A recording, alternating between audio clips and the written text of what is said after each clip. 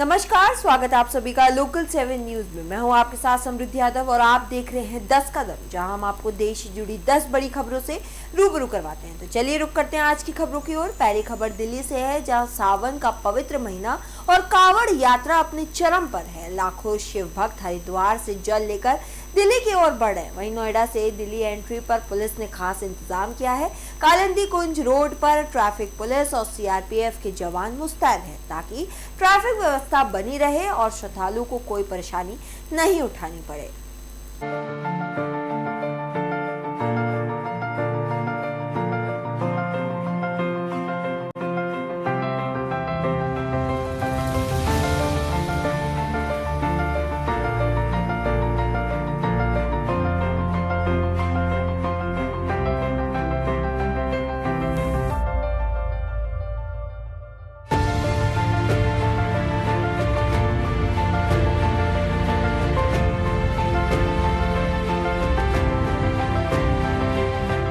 हमारी मौजूदगी इस वक्त कालिंदी कुंज चौक पर है, जहाँ पर आप देखोगे मेरे पीछे ये उत्तर प्रदेश का रास्ता है जो आके दिल्ली में मिलता है। यहाँ पर कांवड़ियों के लिए शिविर बनाए गए हैं, जहाँ पर कांवड़िया आके ठहरेंगे और अपना विश्राम करके आगे हरियाणा और दिल्ली के अंदर यहाँ से एंट्री करेंगे। तो मैं आपको बता दूं कि जो कांवड़ियों के लिए यहाँ पर दिल्ली पुलिस ने काफ़ी व्यवस्था कर रखी है। यहाँ पर 50 से ज़्यादा पुलिसकर्मी तैनात हैं। आप मेरे कैमरे में देख रहे होंगे, आप ट्रैफिक जो यहाँ पर ये मेन पॉइंट है ट्रैफिक का, जो उत्तर प्रदेश और कालिंदी कुंज पे आके ठहर जाता है और यहाँ पर काफ़ी घंटों तक निकलने के लिए काफ़ी घंटे इंतजार करना पड़ता है। वहीं ट्रैफिक पुलिस और लोकल पुलिस और बीएसएफ के जवान यहाँ पर तैनात हैं। मैं आपको ये बता दूं कि ये रास्ता यहाँ से लेकर सीधा हरियाणा, फरीदाबाद, दिल्ली होते हुए आगरा के लिए निकलेगा, जहाँ पर लोगों जो कांवड़िया आएंगे उनके लिए आगे रहने के लिए शिविर बनाए हुए हैं। शिविर रोड आप देख रहे हो, वो रोड पूरा ट्रैफिक के लिए खोल दिया गया है, जिससे कि ट्रैफिक को आने जाने में कोई दिक्कत ना हो। आप मेरे पीछे देख रहे होंगे कि ये जो ट्रैफिक है दिल्ली पुलिस के, यहाँ पर जो जवान खड़े हुए हैं सभी ट्रैफिक खोलने में लगे हुए हैं। आप देख रहे हो इस वक्त वीडियो में दिख रहा होगा आपको कि कितना ट्रैफिक इस टाइम इस चौक पे बना हुआ है, क्योंकि ये मेन चौक दिल्ली और उत्तर प्रदेश को जोड़ता है। और इसी को लेकर यहाँ पर दिल्ली पुलिस और यूपी पुलिस के 50 से ज़्यादा पुलिसकर्मी यहाँ पर तैनात हैं, जिससे आपको देखा जाए तो शिव कांवड़िया जो आएंगे यहाँ पर शिविर पर रुकेंगे और आगे चलेंगे, उनके लिए कोई असुविधा ना हो। उनके लिए यहाँ पर एक प्रबंध किया गया है कि यहाँ से वो अपने स्थान के लिए जा सके। कैमरामैन के साथ मैं राजकुमार, आप देख रहे हैं लोग। दिल्ली की सियासत में घमासान तेज है, जहां आपको बता दें आम आदमी पार्टी कार्यालय में प्रेस वार्ता के दौरान नेताओं ने दिल्ली सरकार पर गंभीर आरोप लगाए हैं। कहा गया कि एनडीसी को 660 करोड़ का नुकसान पहुंचाया गया और सरकार पर भ्रष्टाचार के आरोप भी लगाए गए। फिलहाल राजनीतिक बयानबाजी अब और तेज होने के संकेत है। अब इसमें जो निकल के जो बिडर आए, वो सबसे बड़ा बिडर जो था वो Shri Sai enterprises developer private limited, Asmi road carrier private limited, ये जो बिडर था इसके पास इसने जो बिड किया वो 5500 करोड़ रुपए का किया। लेकिन एमसीडी की चालबाजी देखिए, इस व्यक्ति को बाहर कर दिया गया।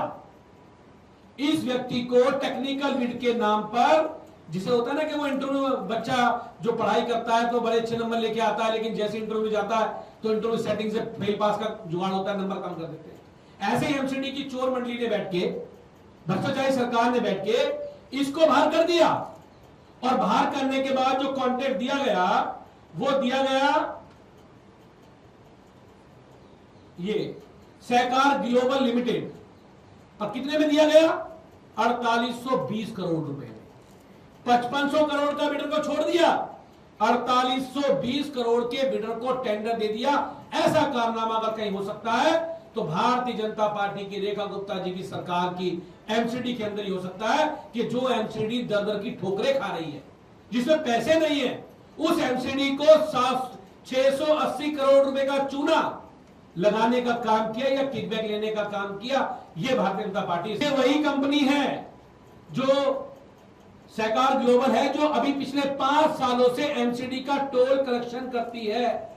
और हमारे लीडर ऑफ ऑपोजिशन ने जो अंकुश नारंग जी हैं, उन्होंने इनको बताया कि भाई आप एमसीडी को नुकसान मत पहुंचाइए, आप एक अपनी मन पसंदीदा कंपनी को फायदा पहुंचाने के लिए, उससे फायदा लेने के लिए आप क्यों एमसीडी का रेवेन्यू लॉस कर रहे हो? ये बड़ा भ्रष्टाचार का खुलासा किया, 21/7/2026 को लेटर लिखने का काम किया। लेकिन साथियों, उसके बाद भी एमसीडी नहीं जागी। हमने बताया ये चोर कंपनी है, ये कैश में टोल कलेक्शन करके एमसीडी को रेवेन्यू लॉस करती है। लेकिन अब देखिए खेल क्या आया सामने।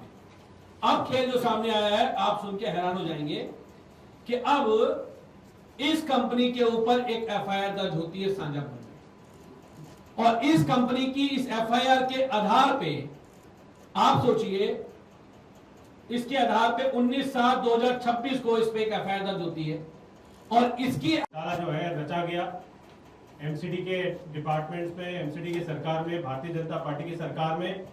लेकिन जब आम आदमी पार्टी की सरकार थी, उस समय आम आदमी पार्टी की सरकार ने हेल्दी कंपटीशन किए ताकि ज्यादा से ज्यादा बिडर आए, ज्यादा से ज्यादा जो है रेवेन्यू कलेक्शन एमसीडी के पास आए, सरकार के पास आए, जनता के ज्यादा से ज्यादा काम हो, ज्यादा से ज्यादा टैक्स कलेक्शन हो। इसके लिए आम आदमी पार्टी की जिस समय सरकार थी, उस समय आम आदमी पार्टी ने एमसीडी, जब ये टेंडर आम आदमी पार्टी के सामने आया, उस दौरान हमने ये क्लॉज जो है 122 लेन का सिंगल कॉन्ट्रैक्ट का 2 साल का क्लॉज जो है वो हटा दिया था। वो क्लॉज हमने हटा दिया, लेकिन भारतीय जनता पार्टी भ्रष्ट सरकार ने ये क्लॉज दोबारा उसमें डाला। और जब ये केस जो है हाई कोर्ट में गया, तो हाई कोर्ट में भी एमसीडी ने यही बोला कि ये हेल्दी कंपटीशन के क्लॉज जो है हटना चाहिए। लेकिन भारतीय जनता पार्टी का इतना दबाव था इस टेंडर के लिए, इतना करोड़ों का इसमें घोटाला। राजधानी दिल्ली में 12 घंटों के लगातार बारिश के बाद हालात बिगड़ गए हैं। जहां आपको बता दें, कई इलाकों में भारी जलभराव भी देखने को मिला है। इसके साथ साथ संगम विहार में सड़कों पर 2 से 3 फीट तक पानी भर गया है। वहीं दोपहिया वाहन पूरी तरीके से पानी में डूबे नजर आए। इसी बीच एक मां अपने दिव्यांग बच्चे के साथ पानी में जूझती नजर आई है। फिलहाल अब सिस्टम पर बड़े सवाल खड़े हो रहे हैं।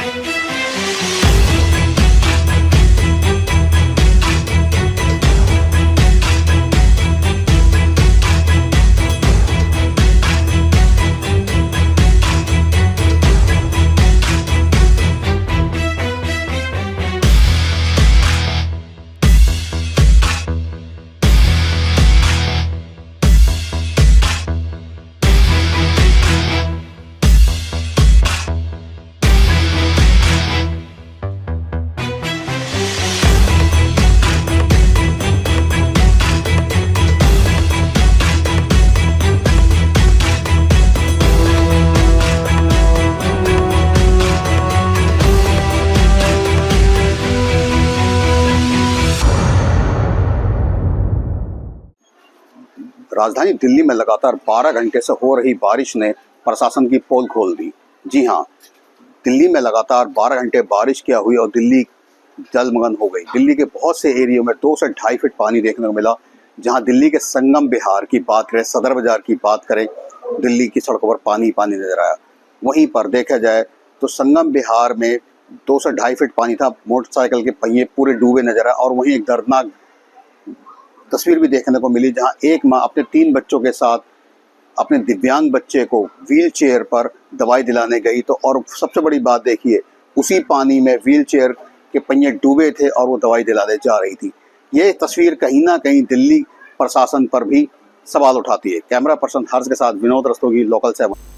कुचमर्रा में भाजपा मंडल अध्यक्ष पर गंभीर आरोप लगे हैं। जो आपको बता दें, ग्रामीणों ने जमीन कब्जाने और उत्पीड़न पर का आरोप लगाया है। इसके साथ साथ ग्राम उजागरपुर के लोग जिला मुख्यालय पहुंचे और डीएम कार्यालय के बाहर प्रदर्शन किया। फिलहाल प्रशासन ने जांच का आश्वासन दिया है।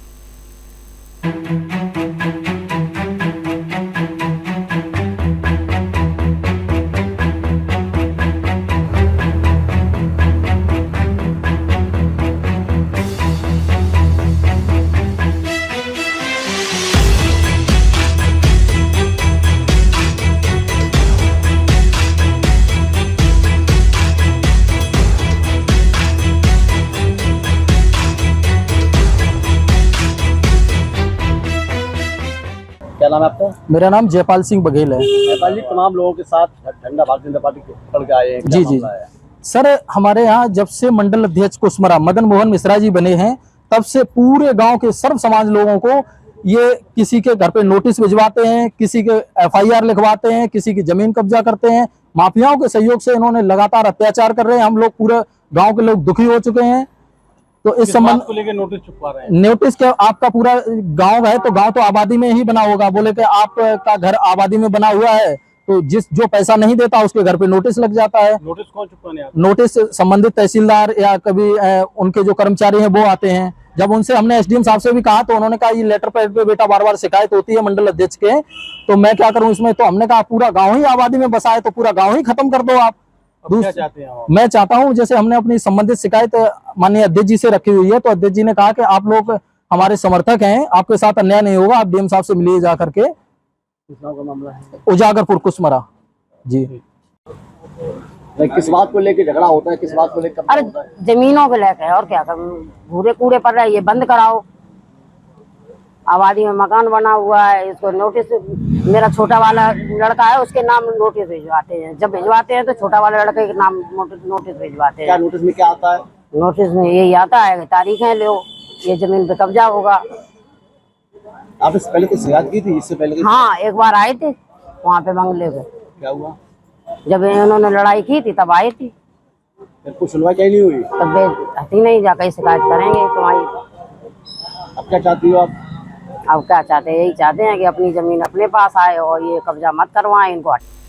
यमुनानगर में मतदाता सूची पुनरीक्षण को लेकर प्रेस कॉन्फ्रेंस आयोजित की गई है, जहां आपको बता दें उपायुक्त ने बताया कि सभी दावे और उत्पत्तियां अब ERO नेट 2.0 के जरिए पूरी तरीके से डिजिटल और पारदर्शी तरीके से निपटाई जा रही हैं। फिलहाल हर आवेदन को यूनिक नंबर दिया जा रहा है। आज की प्रेस कॉन्फ्रेंस का विषय है SIR का सेकंड फेज जो स्टार्ट हो गया है 1 अगस्त से। अभी इस फेज के दौरान पहले फेज में अगर कोई भी इलेक्टर ऐसे हैं जो हमारी ड्राफ्ट लिस्ट में मैप नहीं हो पाए थे या कोई भी एनोमली उस पर्टिकुलर लिस्ट के दौरान पाई गई, उन सभी मतदाताओं को हमारी तरफ से नोटिस जारी किए जाएंगे TROs और AROs की तरफ से। उसके अलावा ASPD लिस्ट भी जो है वो सभी पॉलिटिकल पार्टीज को भी दे दी गई है और सभी ऑफिसेज में डिस्प्ले भी कर दी गई है। साथ में हमारी जो ऑफिशियल वेबसाइट है उस पर भी डिस्प्ले कर दी गई है। तो अगर किसी भी मतदाता को या किसी व्यक्ति को ऐसा लगता है कि ASPD लिस्ट में उसका नाम नहीं होना चाहिए था और उसका कोई भी ऑब्जेक्शन है उस लिस्ट को लेकर के या उसका कोई क्लेम बनता है, तो वो अपने संबंधित BLO को या ERO को अपना क्लेम दर्ज करा सकते हैं। इसके तहत जो भी नोटिस जारी किए जाएंगे उस पे AROs और ERO उस व्यक्ति विशेष को एक हियरिंग देंगे जिसमें उनके क्लेम्स को सुना जाएगा और उससे संबंधित कोई भी अगर दस्तावेज की जरूरत पड़ती है या फील्ड इंस्पेक्शन की जरूरत पड़ती है तो वो BLO के माध्यम से करा करके एक फील्ड रिपोर्ट ली जाएगी और गाइड किया जाएगा कि वो जो क्लेम या ऑब्जेक्शन है उसको सही पाया गया है या गलत पाया गया है। उससे संबंधित जो स्पीकिंग ऑर्डर होगा उसके हिसाब से फाइनल लिस्ट में उस मतदाता का नाम जोड़ा जाना है या नहीं जोड़ा जाना है, ये सुनिश्चित किया जाएगा। तो इसके बाबत हमारा ये सेकंड फेज पूरा रहेगा। ये पूरी प्रक्रिया जो है वो डिजिटाइज रहेगी जिसमें ERO नेट 2.0 का यूज किया जाएगा और ये पूरी प्रक्रिया समयबद्ध तरीके से की जाएगी। इस मंथ के आखिर तक सभी क्लेम्स एंड ऑब्जेक्शंस लिए जाएंगे और अगले माह के आखिर तक AROs और EROs in claims and objections पे हियरिंग देकर के इनको डिसाइड करेंगे। टोटल हमारे पास में 1,62,870 नोटिस जो है वो इशू किए जाएंगे सभी लोगों को जिन पे हियरिंग दी जानी है। इसके अलावा जो हमारी ASDD लिस्ट है उस पे भी अगर किसी को क्लेम अपना सुनिश्चित कराना है तो वो संबंधित ERO को बता सकते हैं। अगर कोई भी व्यक्ति ERO के द्वारा या ARO के द्वारा पास किए गए स्पीकिंग ऑर्डर से सहमत नहीं है तो वो कंसर्न्ड DEO यानी कि उपायुक्त कार्यालय में अपनी आपत्ति को दर्ज करा सकते हैं जिसपे उसको सुनवाई का मौका दिया जाएगा। और इसमें सेकंड अपीलेट अथॉरिटी जो है वो CEO हरियाणा रहेंगे, chief executive officer election commission, state election commission Haryana, उनके पास आपत्ति दर्ज कराई जा सकती है। तो ये पूरी प्रक्रिया का हमारा मोडस ऑपरेंडी। कुशीनगर में गौ हत्या प्रतिबंध और गौ माता को राष्ट्रमाता घोषित करने की मांग तेज हो गई है। जो आपको बता दें, गौ सम्मान अभियान के तहत विशाल रैली निकाली गई है। वहीं संत समाज के नेतृत्व में लोगों ने सरकार से सख्त कानून बनाने की मांग उठाई है।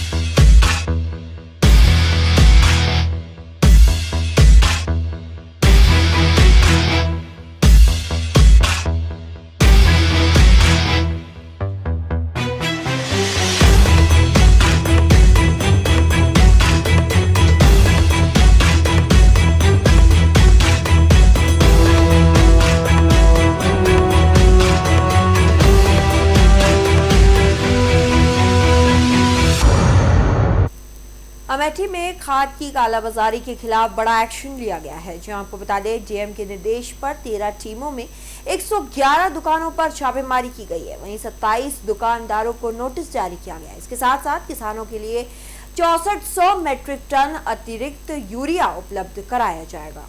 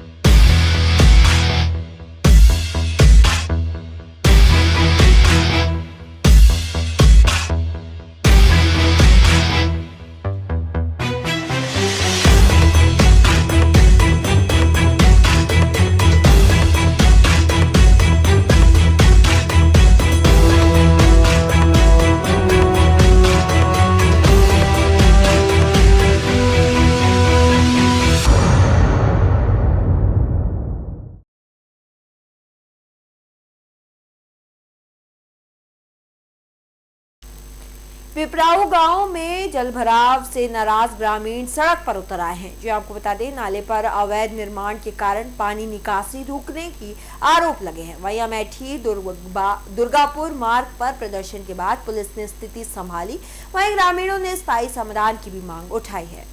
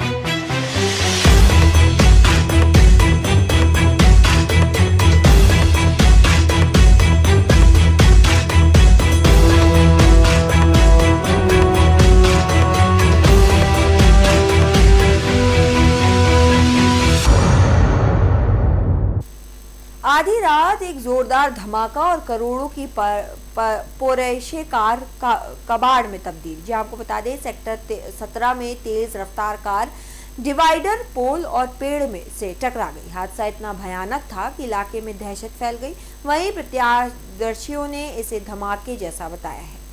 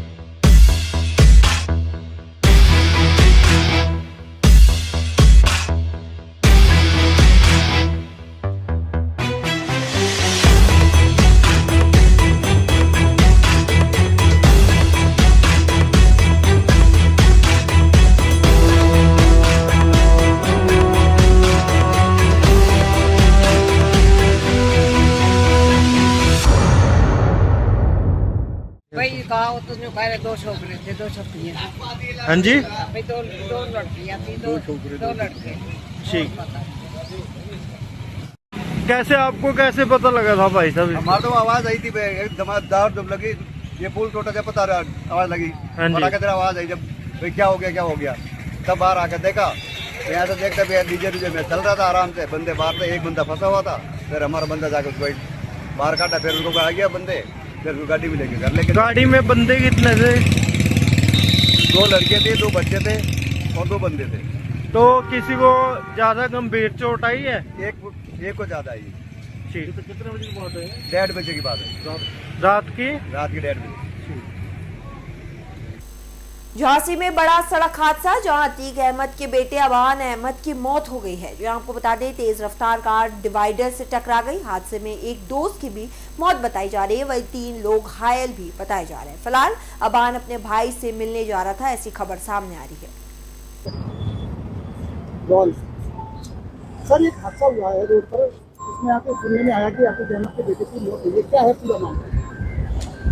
देखिए, करीब 10:30 बजे के आसपास हमारे झांसी जिले के थाना पूंछ क्षेत्र अंतर्गत एक क्रेटा गाड़ी जो है, जिसमें 5 लोग सवार थे, वो आ रही थी प्रयागराज से, और तेजी भी बहुत तेज़ थी, और किसी कारणवश अनियंत्रित होकर गाड़ी जो है यहाँ के जो डिवाइडर है उसको टक्कर मार दी है, और जिसमें 2 लोग, एक आबान जो पुत्र अतीक अहमद एवं सोनू पुत्र रजाक, ये दोनों की स्पॉट पे मृत्यु हुई है, और बाकी 3 लोग, एक मोहम्मद जायद, उमर और एक और व्यक्ति, तीनों का इंजूर हुए हैं, उनको मेडिकल कॉलेज में उपचाराधीन है। फिलहाल उनकी स्थिति अभी सामान्य है, उनको भी पूछताछ किया जा रहा है। प्रथम दृष्टया ये लोग उनसे पूछताछ करना, और बाकी यहाँ के जो सामने चश्मदीद गवाह वगैरह से जब पूछताछ हुई है कि गाड़ी बहुत ही तेज़ी से आ रही थी, क्रेटा गाड़ी थी, और किसी कारणवश अनियंत्रित हो गई और सीधा आके जो पीछे वाला बड़ा डिवाइडर है उसको टक्कर मार दी। पता चल पाया कहाँ जा रहे थे लोग? फिलहाल जो अभी जो उपचाराधीन है, उनसे जब बात किया तो ये एक जेल में एक बंदी है, उनको मिलने के लिए आ रहे थे, ये मुलाकात के थ्रू, और सुबह निकले होंगे प्रयागराज से, और बीच रास्ते में ये जो घटना हो गई है।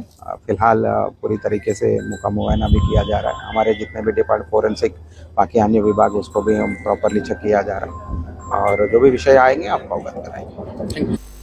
फिलहाल इस बुलेटिन के लिए इतना ही। ऐसी और खबरें और अपडेट्स के लिए देखते रहिए लोकल 7 न्यूज।